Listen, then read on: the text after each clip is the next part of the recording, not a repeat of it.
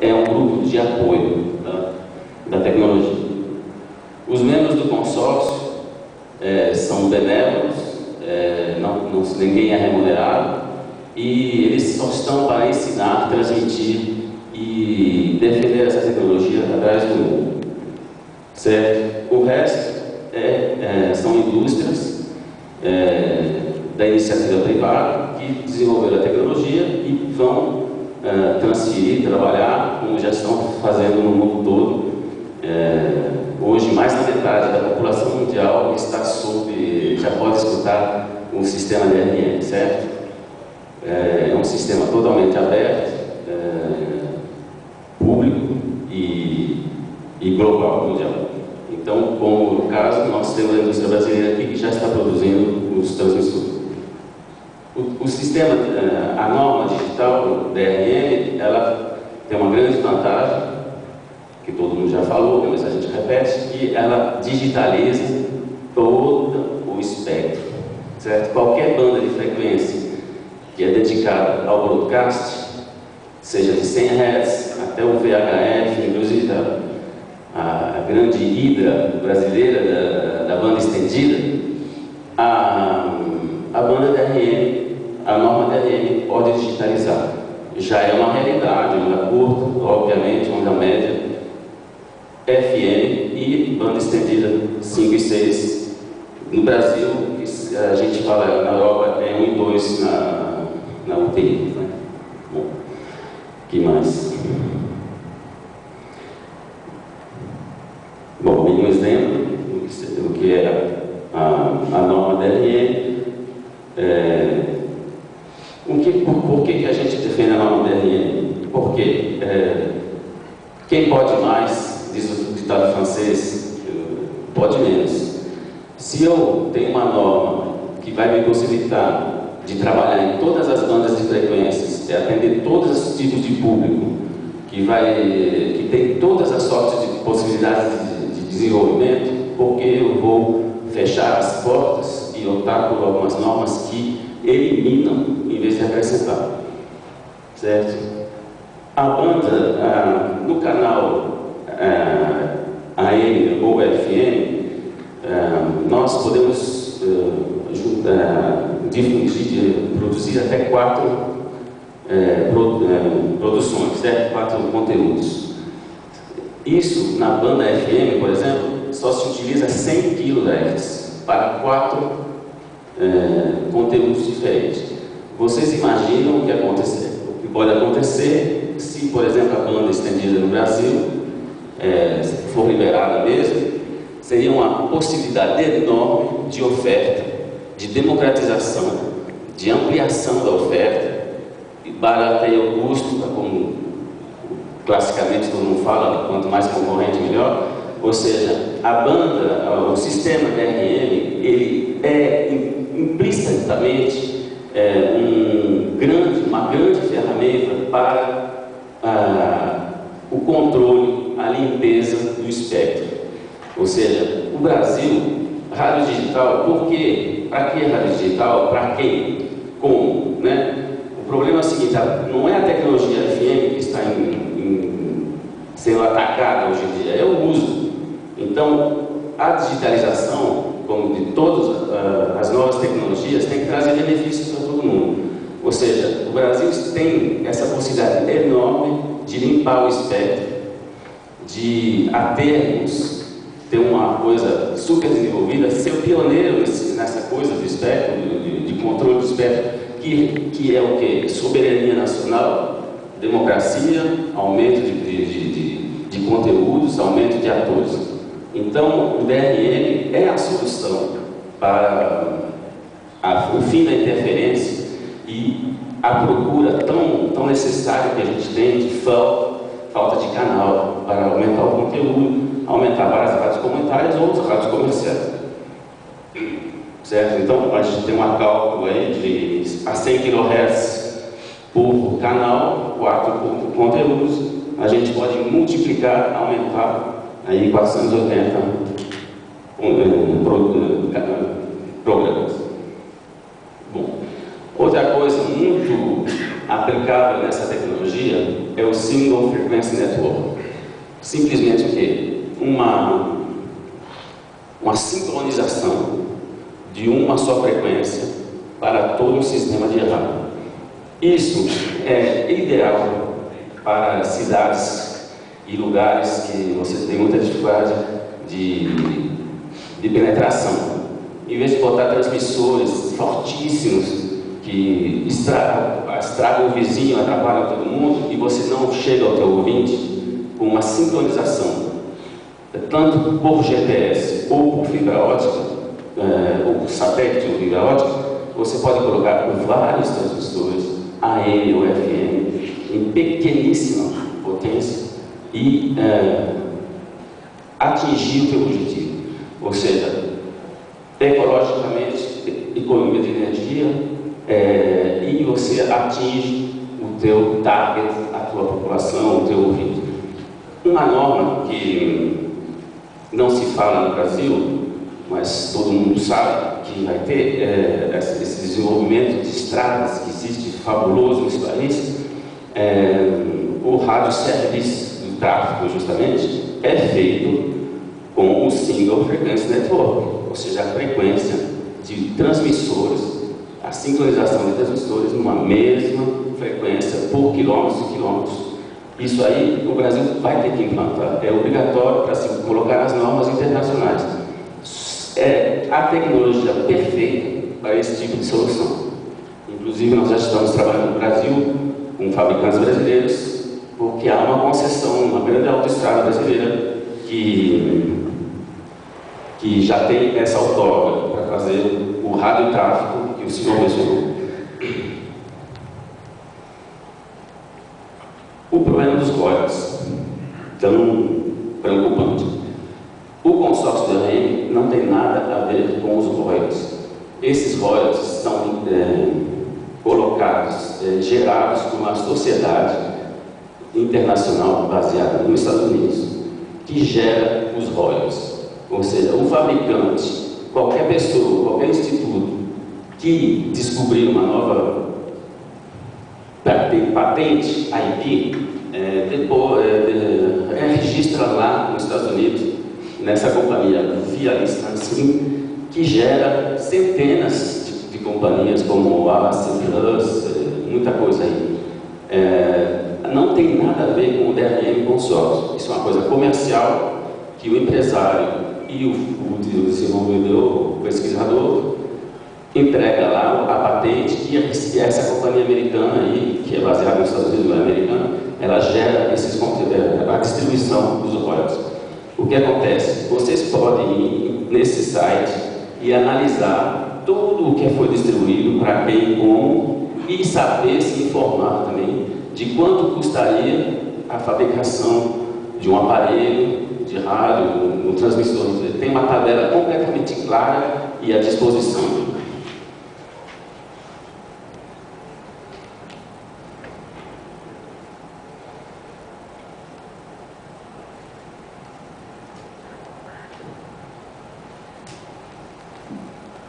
Bom, a experiência de multimídia, que é o que todo mundo espera da rádio digital.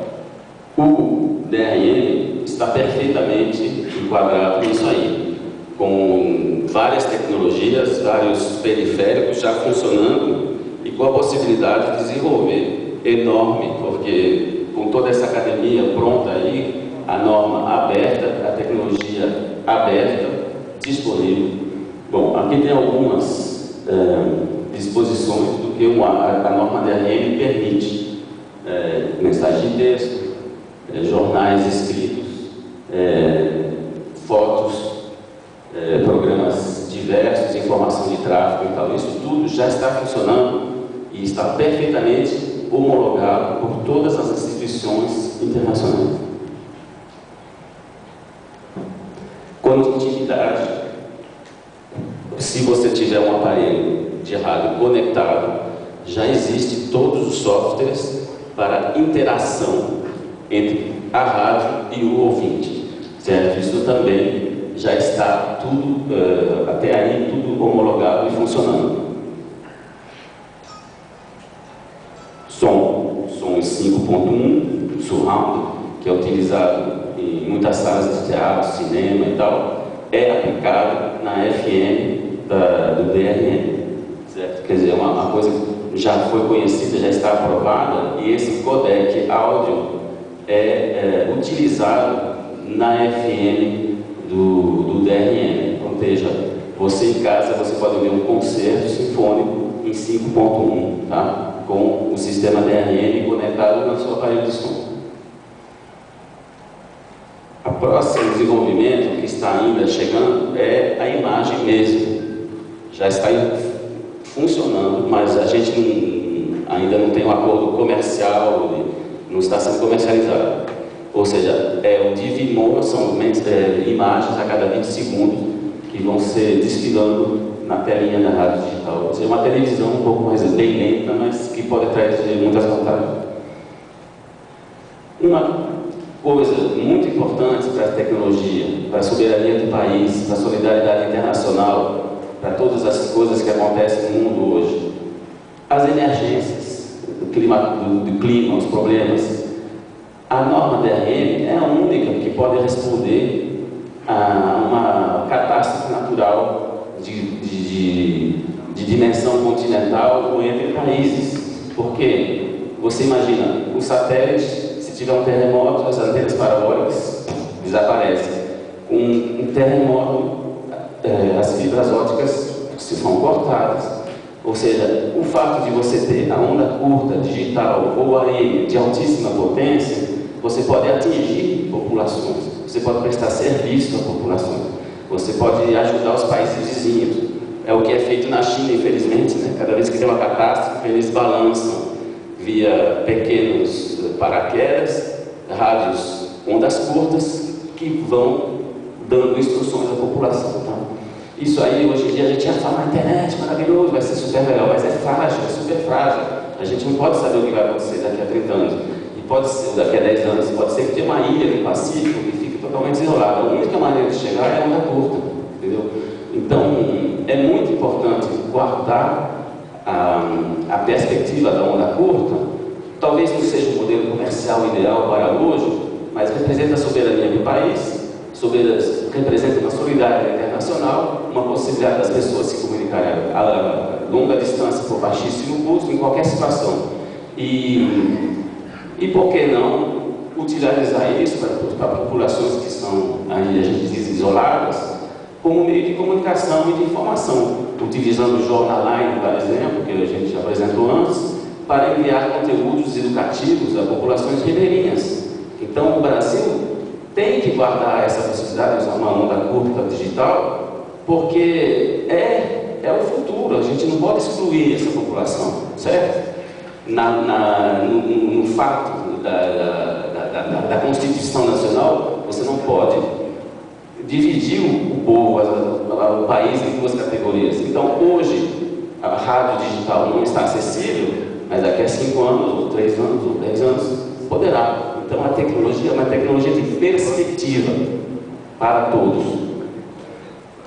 Isso é um quadrinho, mais ou menos, o que seria um alerta emergencial. Eu posso enviar texto, falar em qualquer língua, escrever em qualquer língua, atingir qualquer lugar do mundo, com uma onda curta, para ajudar ou prestar recursos.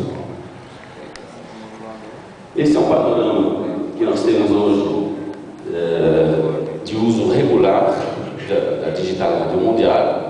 E, como eu disse, é mais ou menos a metade dos países, dos habitantes do mundo já têm acesso à rádio digital mundial.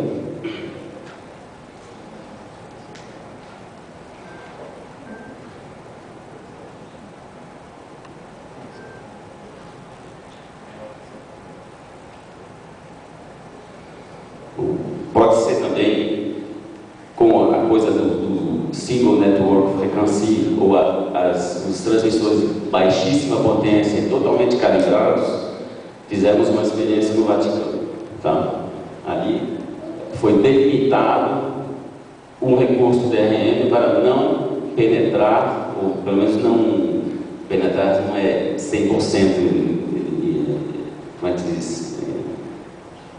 Mas não atrapalhava não era 100% isolado, né, como uma porta, mas não atrapalhava, não invadia o espectro do Estado italiano, como sabe, o Vaticano, o Estado menor do mundo, transmite em rádio digital para os fiéis. Esse é o panorama de países que estão em vias de implantação ou implantando, onde já existe testes. Para surpresa geral, os Estados Unidos têm rádio digital mundial, que não se fala. Não. Eu queria fazer um comentário só sobre os testes. Todos esses testes foram feitos sob a estrita controle e observação e autorização para qualquer sistema do governo brasileiro e das agências encarregadas de controle e gestão do espectro e da lei brasileira. Ou seja, nenhuma sociedade, nenhuma norma pôde fazer testes sem autorização, ou que a gente saiba, o consórcio DRM se conformou estritamente à demanda do governo brasileiro para todos os testes de todas as ondas de frequência. Foi absolutamente o governo brasileiro que teve a matriz, a demanda e o timing, a agenda de todos os testes. A DRM nunca teve iniciativa nenhuma, somente acordos comerciais com a indústria nacional, que já estão aqui hoje. Temos 6 ou 7 fabricantes brasileiros que já beneficiam a essa hora hoje da nossa tecnologia para a fabricação de transmissores no Brasil.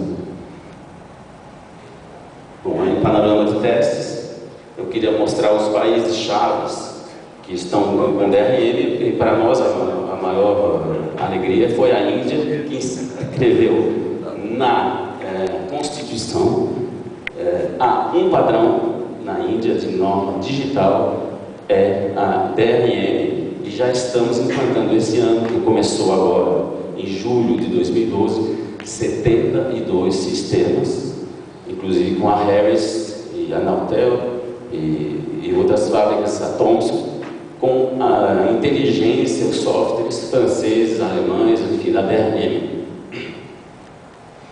Os panoramas de testes foram feitos sob os auspícios e controle do Ministério. A Índia. A implantação na Rússia em breve, isso foi atrasada por problemas financeiros. Outros países que estão implementando. Bom, mas essa pesquisa, essa palestra vai ficar à disposição online, né? Pelas 7 vocês poderiam consultar. A tecnologia DRM está aberta e acessível a todos, e já está no Brasil. Um esquema bem simples de como funcionaria e como funciona isso aí, para quem estiver interessado. É uma coisa que vocês não têm que ir no consórcio DRM, vocês fazem intercâmbio diretamente com as pessoas que estão relacionadas com os industriais, os fabricantes. O chipset. Hoje em dia o chipset é uma coisa que é multiplataforma. Então, nós temos todos os chipsets disponíveis para a emulação da população. Não há uma fabricação de receptor de escala ainda, mas todos os grandes fabricantes de chipsets já estão prontos com DRM RED.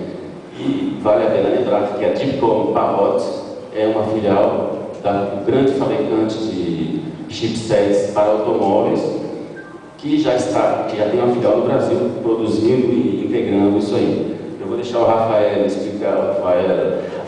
Diniz explicar melhor as partes da tecnologia com o intercâmbio com a academia e alguma coisa mais técnica.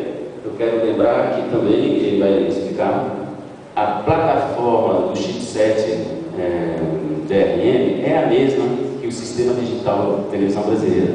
Ou seja, se você vai ter um aparelho multimídia, rádio e televisão, não terá que ter 2 códecs, duas chipsets com 2 tecnologias, é uma só, porque a plataforma é totalmente interativa, né, entre o ISDBT e o DRM.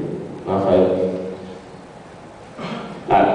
A foto do transmissor BT, que foi colocado em uso em Brasília durante o Congresso, transmitido em simulcast, AM, digital e analógico.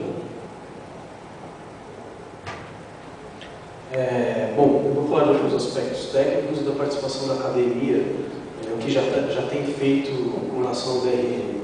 Um ponto muito importante que eu acho que vale frisar é a utilização do codec de áudio que o DRM, o codec de áudio do DRM é o AAC High Efficiency, que é o mesmo codec de áudio do nosso OneSeg, exatamente muito parecido com o do OneSeg mesmo e do FullSeg.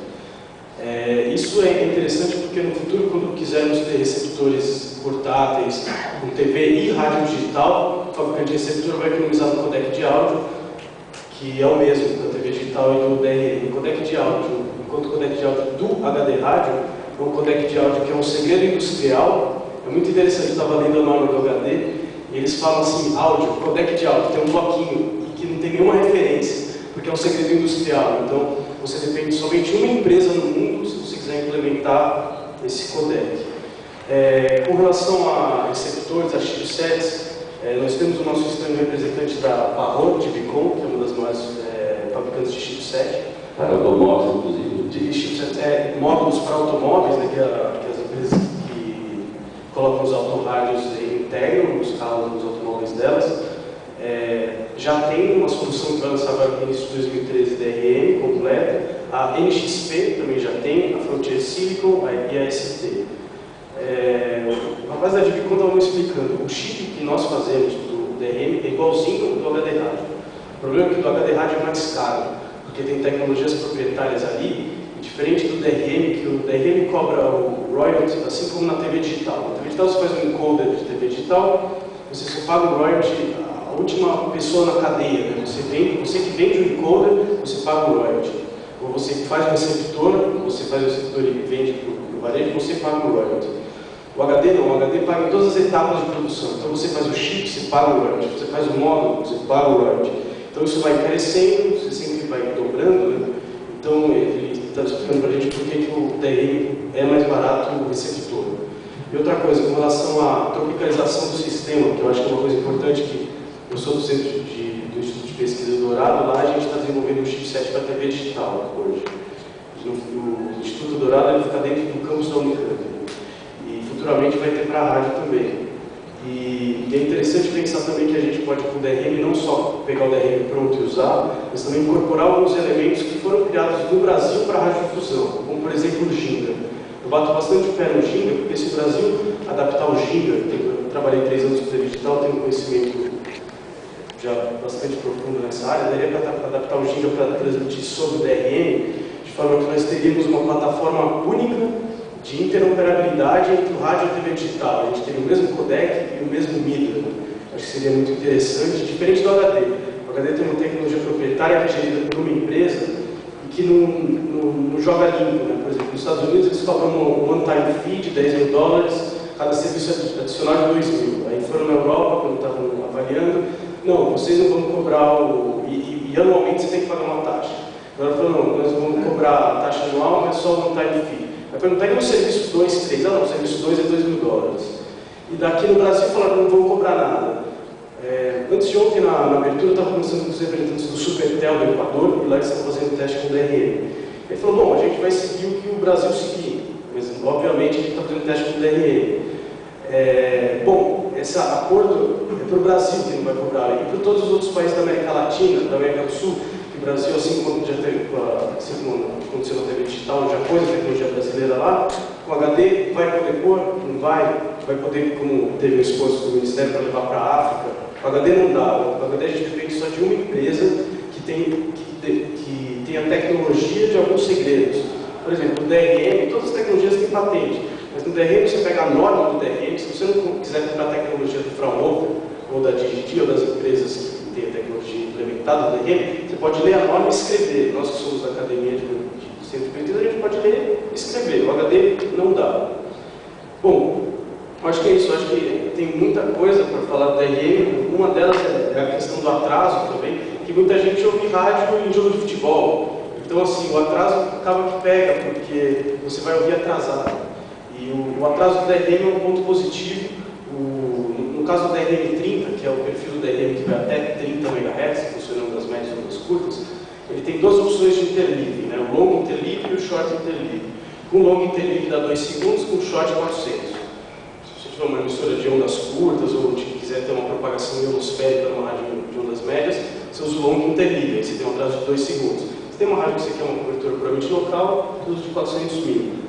O DRM Plus, que é o DRM que é usado na faixa de VHF, você usa no canal 5, 6 e a faixa de FM que a gente tem hoje, ele dá 600 milissegundos, e nos testes que a gente fez práticos, assim, considerando o delay do receptor, o delay do transmissor, o delay de propagação, deu aqueles valores ali de 2,5 segundos para o AM Short Interleave, 3,5 Long Interleave e 2,5 para o DRM Plus.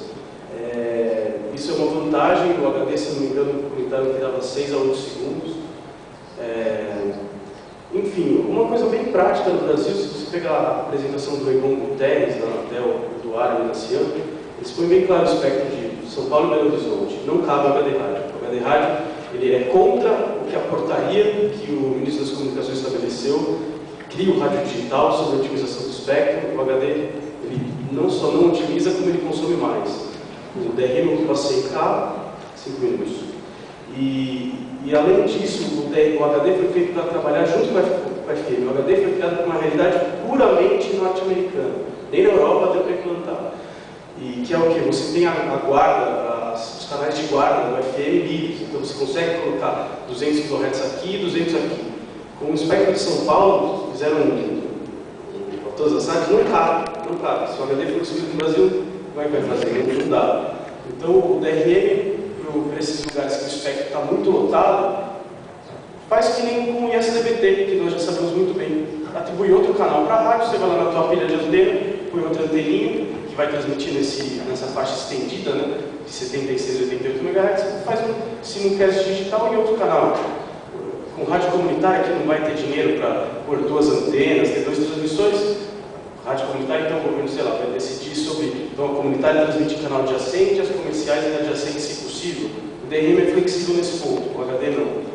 Então acho que tem vários aspectos aí, por exemplo, o HD com relação à academia. O HD já está sendo desenvolvido pela academia há mais ou menos 10 anos. Existem implementações de referência do DRM, por exemplo, o pessoal da Darmstadt University, na Alemanha, eles já fizeram a implementação de referência da modulação e demodulação. Então imagina que você quiser escovar bits, fazer o seu modulador e não integrar um AM, você pode, já tem implementação de referência, não precisa nem partir do zero. A UNB vem fazendo teste de DRM desde 2005, já tem alunos que foram orientados e terminaram o mestrado em DRM. A Unicamp, onde eu estou, enfim, é uma coisa assim que não é que vai começar, já é uma prática que tem um padrão aberto, não precisa ter a transferência, é aberto, você vai lá e pesquisa.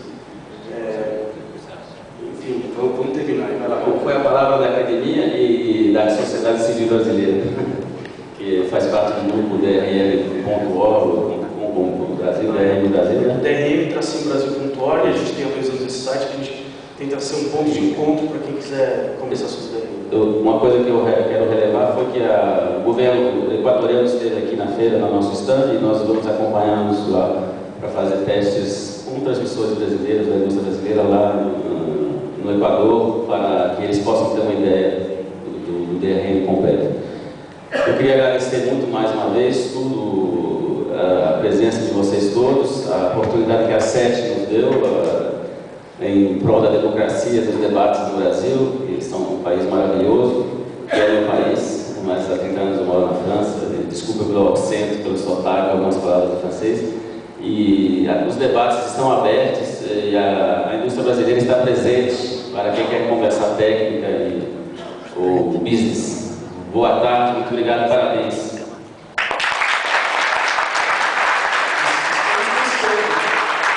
Quem quiser saber mais, a gente está com o stand aí na tela. Claro, já falei, os stands estão aí, os transmissores estão funcionando. Obrigado, Carlos. Obrigado, Rafael.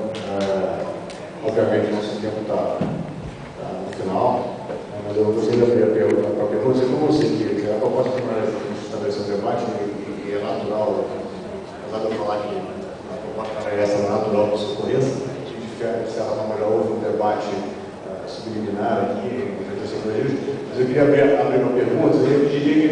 bastante objetivo e factual, né?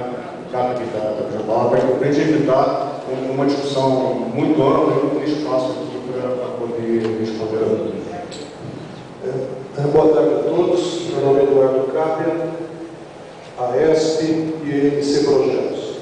Excelente painel, os pontos estão muito claros, DRM, HD, enfim, a própria presença da ERI. E nós, da Harris, nós agradecemos a presença de todos, mas eu quero deixar claro pela nossa associação, que é a Associação das Emissoras de Rádio e Televisão do Estado de São Paulo, que esse assunto está sendo estudado para decisão pelo grupo que envolve a ABERT, temos a presença da ABERT aqui também, e que vai haver uma apresentação e uma definição, ou até uma não definição. Então, o radiodifusor não aguenta mais esperar, ou seja, o radiodifusor já caminhou, está aguardando uma decisão sobre os canais 5 e 6, possivelmente, alguma coisa implementada nessa área, e talvez isso tenha sido o problema maior do tempo. E eu não sei se nós vamos aguentar mais tempo. Era essa a minha colocação que nós gostaríamos de fazer.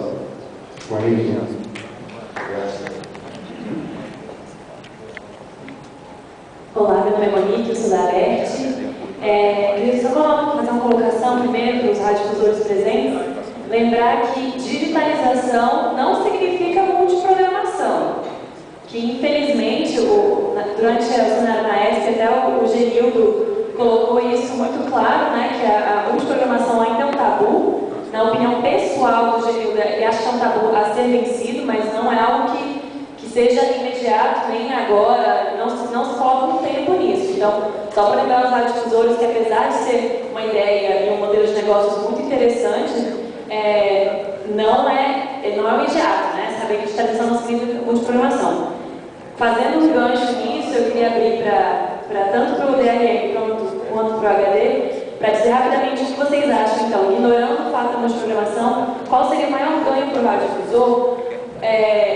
Porque a gente tem essa nuvem, digitalizar é ótimo, né? E na TV digital, ainda o ganho é um pouco diluído. Então, para ter isso, e uma outra pergunta, aí não sou mais aberta, eu sou Monique, não exatamente ex, que acho que sempre fica dentro da gente, engenheira de eletrônica, nanoeletrônica, fabricação. Quando vocês falam em indústria brasileira, se vocês estão pensando mesmo no desenvolvimento de chips no Brasil, de colocar isso, o CEITEC lá em Porto Alegre, todos esses desenvolvimentos que eu acho que são tão importantes para alavancar a indústria de microfabricação e nanofabricação no Brasil, que eu acho que, para nós lá, claro, é tão importante. Se vocês estão pensando nisso, e é isso. Obrigada. Não, claro, eu melanjei, eu me confundi um pouco, naquela hora que eu falei fiz um estresse, como a gente fala, uns 480 osciladores. Na verdade, se vocês fizerem praticarem a banda estendida no Brasil, vai aumentar de 120 canais puros, com uma programação mínima. Ou seja, o DRM utiliza só somente 100 kHz para uma programação multi ou única. A vantagem estupenda em relação a todos os outros que são consumidores de banda, de largura de banda. Então, o DRM vai limpar o espectro e vai, lá onde é possível, abrir novos canais. Tá? Depois, sobre a indústria nacional, já falamos, está totalmente aberto. Houve um atraso, uma inércia do consórcio DRM, por ser uma associação sem fins lucrativos, de fazer parcerias de chipset, de indústria nacional. Estamos trabalhando nisso. Eu, pessoalmente, eu trouxe a tecnologia de HF para o Brasil, para a indústria nacional. Os chips, eles já estão desenvolvendo, o SDDT já tem, ou seja, o Brasil está nessa linha já implantado. Deixa eu só falar sobre vantagens, surround sound, alerta de emergência, geotag, programação direcionada, a robustez do sinal, modos de operação da DRM tem infinitos code rates, modos de operação, interlink, codificação igual, desigual, você poder escolher pedaços do áudio mais importante, por exemplo, o low complexity do A sem deixar o spectral band replication, o surround parâmetro estéreo fora, se der algum problema. Eu acho que essas seriam umas vantagens técnicas. Monique, o conteúdo deve ser inventado. Eu fico meio desesperado quando vejo jornalistas aqui brigando, falando do que vai ser a rádio digital do futuro, mas não é meu problema, isso aí vocês vão ter que inventar. Eu acho que, além de todo o que aí foi citado, que as tecnologias ambas agregam, né, a questão de novidades e tudo mais, nós temos que pensar que nós estamos num momento de convergência de mídia. E você colocar o rádio num celular, você colocar o rádio dentro de um tablet, você colocar o rádio num notebook, realmente essa eu acho que é o grande. A tecnologia a gente desenvolve, então nós vamos estar aqui para continuar o desenvolvimento. Tem ideia? O que nós vamos fazer? Olha, seria legal ter uma ideia luminosa para fazer isso com a tecnologia. É digital, nós temos ampla liberdade, é programação básica, o resto é emissão de onda. Então dá para a gente trabalhar N novidades, dá para a gente criar N produtos aí. Mas além desses produtos, é lógico que já agrega valor, né? Eu acho que a convergência de mídia, a experiência de você colocar o teu rádio no bolso do ouvinte, ou no tablet que está lá vendo a internet, ao mesmo tempo ele pode ouvir tua programação direta. Além dos serviços extras, questão de trânsito, informações de dados extras que você pode receber, com certeza é um gancho que o radiodifusor hoje precisa. Ele não pode, muito bem falou o Carter, não pode mais esperar. Né? Nós não temos tempo para isso. As mídias estão aí trabalhando, a internet está aí, meu menino veio ontem comigo, olha papai, olha o São Paulo no celular, né? Você está no celular vendo, e ele não estava vendo TV digital não, ele estava vendo a internet. Ele está mostrando a internet, o gol de São Paulo. E esse moleque não tem a menor ideia que é rádio. Meu menino falou, papai, você viu que programação legal das Transamérica? Nós estamos perdendo isso. O radiodifusor está perdendo isso. E não pode acontecer. Por isso que eu falo, a gente tem que trabalhar em conjunto para que isso aconteça o mais rápido possível. Nós temos que estar de mão dada para que essa tecnologia efetivamente traga resultado. Tá? Vocês falam uma pergunta. Com relação à questão de chipset, é objetivo, é prioridade. A gente fala, eu sou brasileiro, apaixonado pelo Brasil, eu adoro o Brasil, as coisas têm que acontecer aqui dentro de casa. Né? Por isso que a THD veio com essa proposta de trazer tecnologia, né? E de a gente poder difundir isso aqui. Desculpa, nós não vamos cobrar royalties nem aqui nem lá, não existe esse lance. Nosso modelo de trabalho é completamente diferente do modelo de trabalho dos americanos e nós temos liberdade total de estabelecer as nossas relações comerciais aqui dentro. É do nosso jeito. E nós vamos discutir isso abertamente com todos os segmentos. Jogo limpo, Cassiano vai estar ali de frente, enquanto for CEO da THD, ou quem tiver na THD vai desenvolver isso junto com vocês. Tá? Então, com relação a isso, nós estamos aqui, eu estou aqui, e a decisão é nossa. Não tem que esperar a decisão lá dos Estados Unidos, ou da Europa, de quem for, porque a gente resolve o segmento. Meu nome é Alfa Rosa, da Sul Rádio, Porto Alegre, uma empresa de consultoria. Você fala de uma tecnologia com viabilidade comercial consagrada. Essa parte é a parte que me preocupa, comprar isso como uma ideia de algo já consagrado, pronto, resolvido. Numa consulta ao site do FCC, em 11 de setembro, por acaso, foi de 2011, eu verifiquei uma situação e agora em 23 de agosto a gente verifica outra. Nessa verificação, agora 299 emissoras de AM têm licença do FCC para transmitir HD Radio nos Estados Unidos e 1.710 FMs. Isso significa que faltam 6.698 AMs e 7.400 FMs. Se a gente fizer uma projeção do que aconteceu de 2011 para cá, nesse período, que é quase um ano, obtiveram a licença, eu não tenho controle de quantas efetivamente instalaram, nem de quantas desinstalaram, porque existe equipamento usado à venda no site da própria Regus, inclusive. 0,22 emissoras por mês de AM ADL e 6 emissoras por mês de FM ADL. Isso nos dá mais ou menos 2.500 anos para zerar o AM nos Estados Unidos e 102 anos para digitalizar o FM, não considerando as novas emissoras que possam surgir no período. Isso é uma tecnologia consagrada para você? E eu gostaria de fazer só mais uma pergunta. Você falou de transmissores de baixo custo e rádio digital mais barato que rádio analógico. Não é o que eu consigo ver no site quando busco para compra. Você não citou preços, eu gostaria que me listasse preço e marca. Eu teria ainda uma terceira colocação. Você falou de interação com indústria nacional. E você citou uma única montadora de transmissores no Brasil. Ela não produz no Brasil, ela monta.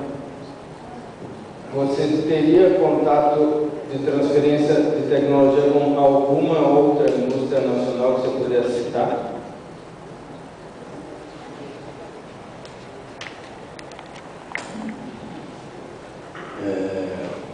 Quando eu digo consagrada, estou falando de uma tecnologia que no mercado norte-americano cobre hoje 97% do território e vem sofrendo muito, a radiodifusora norte-americana vem sofrendo muito com a crise norte-americana. As principais emissoras estão todas digitalizadas, as que têm capital para isso. O mesmo problema que o Alfred está aqui, em qualquer lugar do mundo, eu estou respondendo a pergunta. Depois, se o senhor quiser, o senhor faz ela. 13%. Então, o que acontece? 13% do quê? Das emissoras americanas. 13%. Eu estou falando do território. Ele é coberto 97% do território. Esses 13% cobrem 97% do território norte-americano. Eu estou falando de um mercado diferente do nosso, mas eu falo consagrado, é porque ele já funciona. Já existe um mercado em que praticamente toda marca de carro norte-americano já sai com a Better Radio.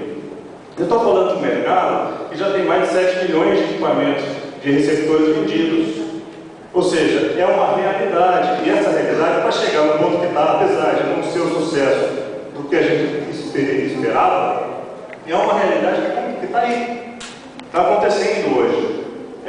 A experiência que a gente não encontra no nosso concorrente existe uma rádio comercial do meu concorrente e eu quero comprar um rádio, falar que o meu rádio é mais caro que o do concorrente. Desculpa, eu tenho um Insignia aqui, para quem quiser ouvir portátil, de $45. Eu comprei num shopping americano.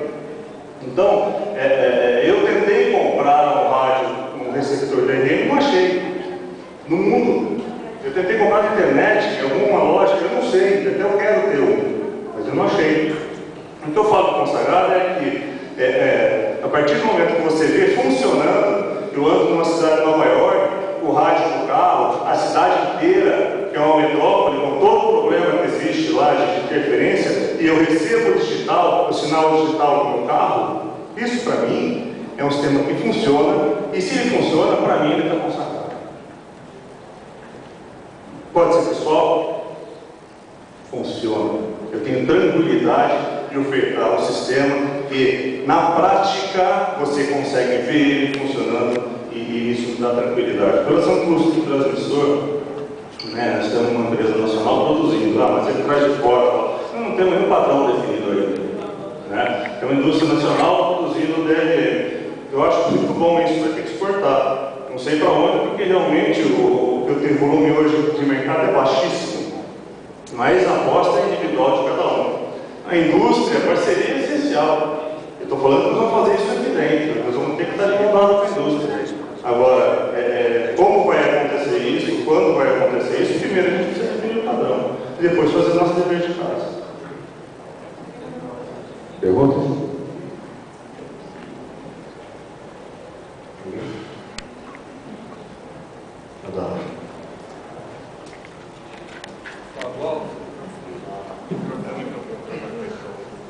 O microfone para ele, por favor.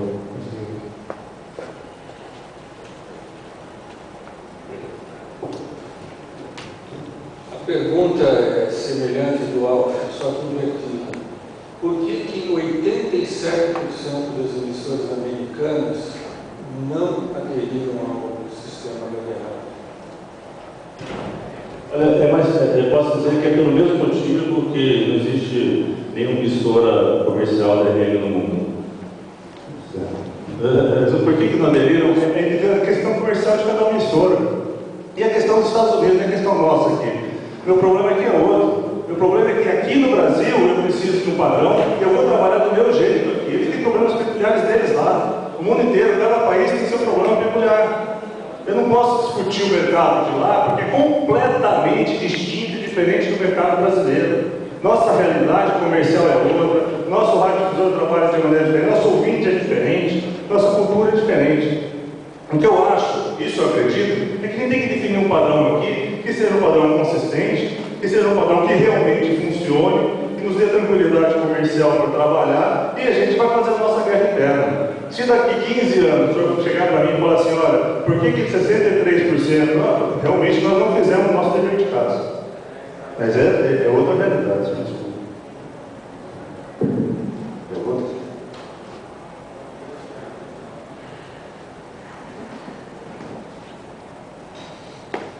Você quer fazer outra pergunta? Não, me surpreende só uma coisa. Os dados americanos, eles são usados para comprovar as vantagens. Na hora que eu fiz essa pergunta, porque eu quero saber de fato o motivo, eu não estou confrontando o Cassiano, eu quero saber por que 87% das emissoras não aderiram, aí os dados americanos não me interessam mais. A minha preocupação é a seguinte: o senhor me desculpa a colocação, não interessa interesse. Esse dado do AM, que nesses últimos 9 meses só 2 emissoras aderiram ou pediram a licença, significa, através de contas fáceis de se fazer, que se completará em 2.500 anos a digitalização do rádio AM nos Estados Unidos. E como disse o Capra, o brasileiro está com pressa. 2.500 anos eu acho que ele não está vivo para ver. Então, que diabo de pressa é essa? Por que nós vamos adotar um sistema que caminha tão devagar? Eu não sei como caminha o DRE, mas esse sistema com certeza está caminhando muito devagar. E se 87% do radiodifusor americano, que tem um potencial muito maior que o potencial brasileiro em termos de grana, eles têm aquela moeda verde, estão nessa situação, como é que será o panorama brasileiro? Depois de 8 anos de implantação, como foi o caso lá, meia dúzia de emissoras? Eu acho que nós temos uma questão, infelizmente, uma má notícia, é que o radiodifusor norte-americano está mal das pernas. No brasileiro? Eu estou falando do norte-americano. No brasileiro está sem perna. Se ele está mal das pernas, porque ele está chegando assim no momento que é uma história. Eu acho que nós temos tempo ainda no rádio brasileiro para reverter a situação. Acho que nós podemos, porque nós ainda não temos o cenário que eles têm lá. O norte-americano é internet, 4G, 5G, hoje eles não estão nem aí para rádio. Ele ouve rádio atento no carro, ele gosta de rádio satélite, está nem aí, ele perdeu o mercado, o americano perdeu o mercado. Sobraram as grandes. De verdade, quem faz dinheiro no mercado norte-americano são as grandes. Os pequenos não fazem mais. Eu ainda acho que, do modelo do mercado que nós temos hoje, o radiodifusor do interior, ele ainda tem uma condição financeira que não paga as contas. Lá eles vão quebrar, tem foto lá de emissora que, infelizmente, é a situação de insolvência realmente. Aqui ele ainda paga as contas, e ainda dá tempo da gente reverter isso, a gente acredita nisso. Agora, não é a tecnologia que faz aderir ou não aderir, é questão de peculiaridades do mercado deles lá.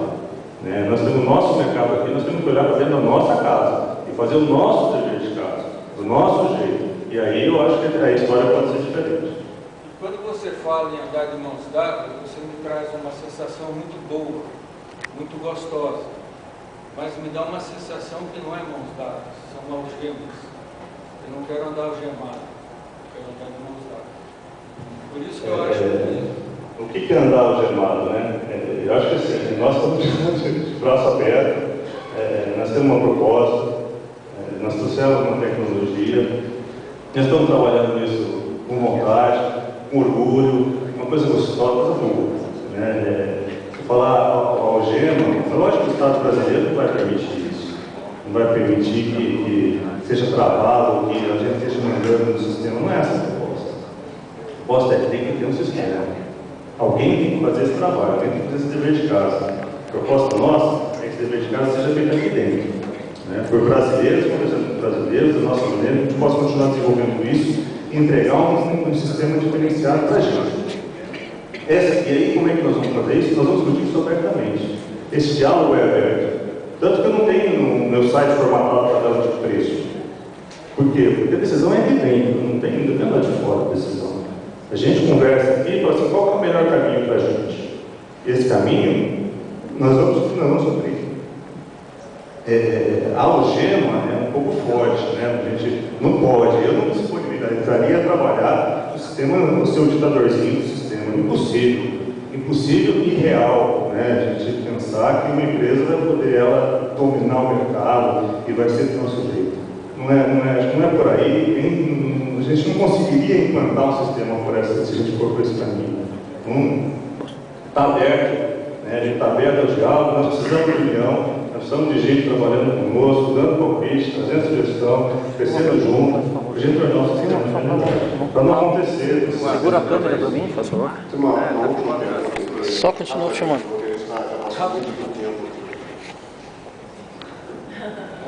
Boa tarde, meu nome é Taliba, eu sou também membro do DRM Brasil. Pessoal, eu estou me mordendo aqui, mas eu vou ter que falar isso para vocês. Eu espero que não crie uma polêmica, pelo amor de Deus, é rápido. É o seguinte, se até o HD tem toda essa força e diz que pode mexer, pode fazer do jeito que quer, então eu vou dar uma sugestão para todo mundo aqui. Eu estou guardando isso há 2 anos, pelo amor de Deus, eu tenho que falar. Pega até o HD, que tem um lado comercial fortíssimo, pega o DRM, que é o melhor sistema, ninguém tem dúvida disso, espectralmente falando, é melhor em todos os sentidos, atende todas as bandas, atende todos os serviços, nós podemos criar o que nós quisermos no Brasil, abertamente. Eu já conversei lá em Brasília com o John Schneider, coloquei os prós que o DRM tem a favor. A IBIT não tem solução para a rádio comunitária, nós temos soluções para a rádio comunitária por menos de R$5.000, tá? Isso é fato. Temos pendrive de $20 para receber TV digital e rádio digital DRM+, com HD eu não vou conseguir fazer isso, eu não tenho software para isso aberto. Tá certo? Então é o seguinte, por que a gente não junta todo mundo? Tá? Vamos pegar a televisão digital, vamos chamar o pessoal da televisão digital para sentar na mesma mesa. Eu conversei isso com o John Schneider lá em Brasília.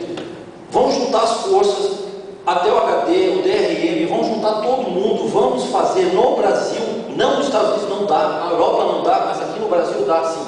Vamos criar o nosso sistema nosso aqui, da nossa maneira, vamos aproveitar o lado comercial da Tel HD sim, e eles vão poder comercializar o que eles bem entender aqui, mas agora eles vão ter que abrir o sistema deles e colocar o AAC no encoder deles e vão fabricar produtos nacionais brasileiros com encoder e decoder do AAC e o MPEG-4, que é o mesmo da televisão, e vão fazer interatividade na hora, imediata, na hora que eu pegar meu computador, botar o meu pendrive. Eu posso fazer isso para vocês daqui a pouco ali, ó. Eu vou colocar o meu pendrive ali, eu estou no computador, eu estou recebendo o sinal digital DRM+, eu já estou com a interatividade pronta, antes mesmo que a televisão tenha. E vamos juntar com o Ginga. Vamos pegar o Ginga, que é nosso. O John concordou comigo. Nós temos aqui a melhor televisão nacional, a melhor televisão do mundo. É ou não é? Nós temos a melhor televisão do mundo. Vamos aproveitar o que nós temos aqui, o nosso desenvolvimento, a gente desenvolve. Desculpa, eu estou emocionado. Eu estou lutando há 3 anos pelo DRM, mas não é só pelo DRM, tá? Então assim, desculpa a minha empolgação, tá? Estou pedindo para encerrar aqui, mas assim, vamos juntar as forças, quem sabe, é a minha ideia, apesar de eu ser 100% a favor do DRM, quem sabe não dá para juntar todo mundo numa mesa, televisão digital, DRM, pessoal do HD, e eles abrirem o sistema deles, deixar o encoder brasileiro trabalhar. Ou seja, o encoder usado da televisão brasileira, melhor dizendo. Sim, desculpa a empolgação. Bom, concluindo, e aqui na mesa eu acho que eu sou o único comprador, dos dois lados são todos fornecedores, mas só para falar um pouquinho, um segundo em nome do comprador, a gente sabe que, como disse também que o televisão freelance, né, assim, isso tem custo, tecnologia não é de graça, ambas têm royalties, seja pelo fornecedor, seja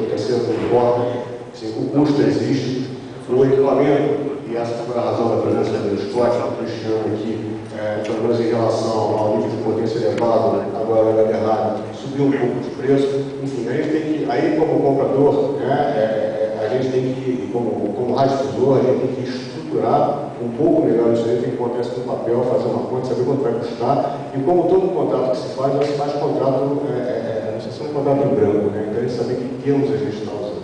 Então eu acho que a gente tem que a partir de agora, acho que a gente fez vários testes no Brasil, inclusive com o DRM, embora não tenha sido um teste governamental na Globo, nós fizemos com o DRM, com a realidade, a gente fez teste ao contrário. Então não dá nada a gente começar a estruturar isso melhor do ponto de vista comercial, do ponto de vista de business, do ponto de vista futuro